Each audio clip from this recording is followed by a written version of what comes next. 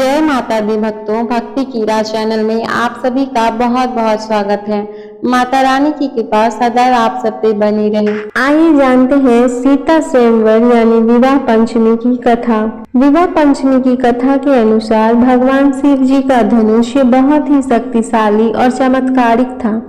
शिव ने जिस धनुष को बनाया था उसकी टंकार से ही बादल फट जाते थे और पर्वत हिलने लगते थे। ऐसा लगता था मानो भूकंप आ गया हो। इसी के एक तीर से त्रिपुरासुर की तीनों नगरियों को ध्वस्त कर दिया गया था। इस धनुष का नाम पिनाक था। देवी और देवताओं के काल की समाप्ति के बाद इस धनुष को देवराज इंद्र को सौंप दिया गया था। देवताओं ने राजा जनक के पूर्वज देवराज को दे दिया। राजा जनक के पूर्वजों में नीमि के ज्येष्ठ पुत्र देवराज थे। शिव धनुष उन्हीं की धरोहर स्वरूप राजा जनक के पास सुरक्षित थे। उनके इस विशालकाय धनुष को कोई भी उठाने की क्षमता नहीं रखता था। इस धनुष को उठाने की एक युक्ति थी। जब सीता स्वयंवर के समय शिव के धनुष को उठाने की प्रतियोगिता रखी गई तो रावण सहित बड़े बड़े महारथी भी इस धनुष को हिला भी नहीं पाए। फिर प्रभु श्री राम की बारी आई।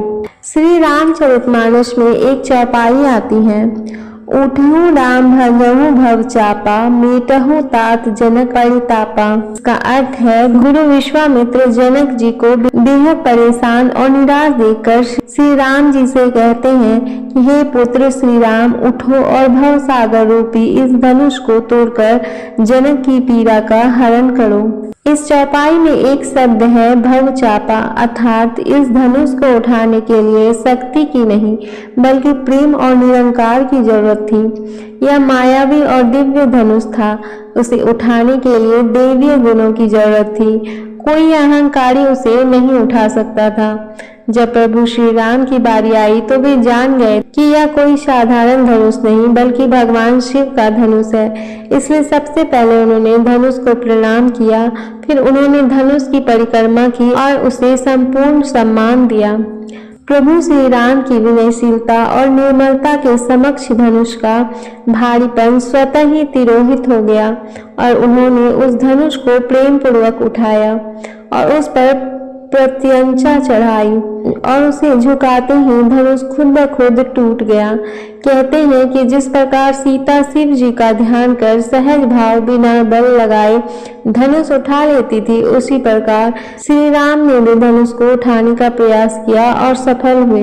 यदि मन में श्रेष्ठ के चयन की दृढ़ इच्छा हो तो निश्चित ही ऐसा ही होगा। सीता स्वयंवर तो सिर्फ एक नाटक था। असल में सीता ने राम और राम ने सीता को पहले ही चुन लिया था। मार्गशीर्ष मास की शुक्ल पक्ष की पंचमी को भगवान श्री राम तथा जनक पुत्री सीता का विवाह हुआ था। तभी से इस पंचमी को विवाह पंचमी पर्व के रूप में मनाया जाता है। उम्मीद है आपको आज का वीडियो पसंद आया होगा। वीडियो को लाइक करें, शेयर करें और कमेंट करें।